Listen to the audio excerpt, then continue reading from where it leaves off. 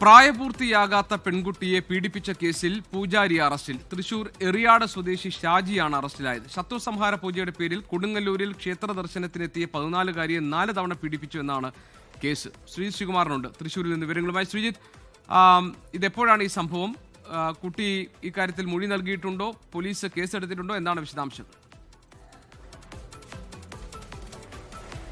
കുട്ടി ബന്ധുക്കളോട് ഈ വിവരം പറയുകയായിരുന്നു എന്നാണ് ഏറ്റവും ഒടുവിൽ റൂറൽ പോലീസ് നമുക്ക് നൽകുന്ന വിവരം.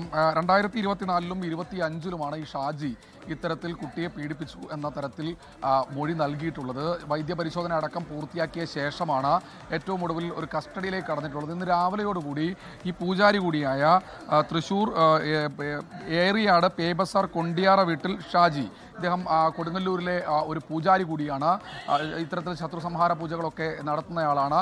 ഇയാളെ പോലീസ് കസ്റ്റഡിയിലെടുത്തിട്ടുള്ളത്. എന്തായാലും കൂടുതൽ ചോദ്യം ചെയ്തു വരികയാണ്. എവിടെ വെച്ചൊക്കെയാണ് പീഡനം നടന്നതിനെ കുറിച്ചുള്ള വിശദമായ മൊഴി, ഒരു 164 സ്റ്റേറ്റ്മെന്റ് കുട്ടിയുടെ രേഖപ്പെടുത്തേണ്ടതുണ്ട്. അതും ഇന്ന് തന്നെ രേഖപ്പെടുത്തും. അറസ്റ്റ് അടക്കമുള്ള നടപടികളിലേക്ക് ഇപ്പോൾ കടന്നിട്ടുണ്ട് എന്നാണ് ഏറ്റവും ഒടുവിൽ അവിടുത്തെ പ്രാദേശിക പ്രതിനിധി നമുക്ക് നൽകുന്ന വിവരം.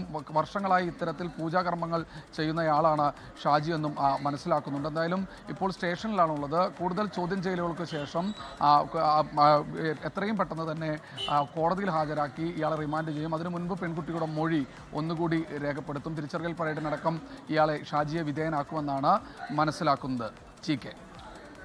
ശരി, ശ്രീകുമാറിനാണ് വിവരങ്ങൾ നൽകിയത് തൃശ്ശൂരിൽ നിന്ന്. ലോകത്തെവിടെയായാലും ഏത് സമയത്തും 24 വാർത്തകളും ഓഗ്മെന്റഡ് റിയാലിറ്റി പാക്കേജുകളും എക്സ്പ്ലെയിനറുകളും വിശദമായി കാണാൻ ഞങ്ങളുടെ യൂട്യൂബ് ചാനൽ നിങ്ങൾക്ക് സബ്സ്ക്രൈബ് ചെയ്യാം.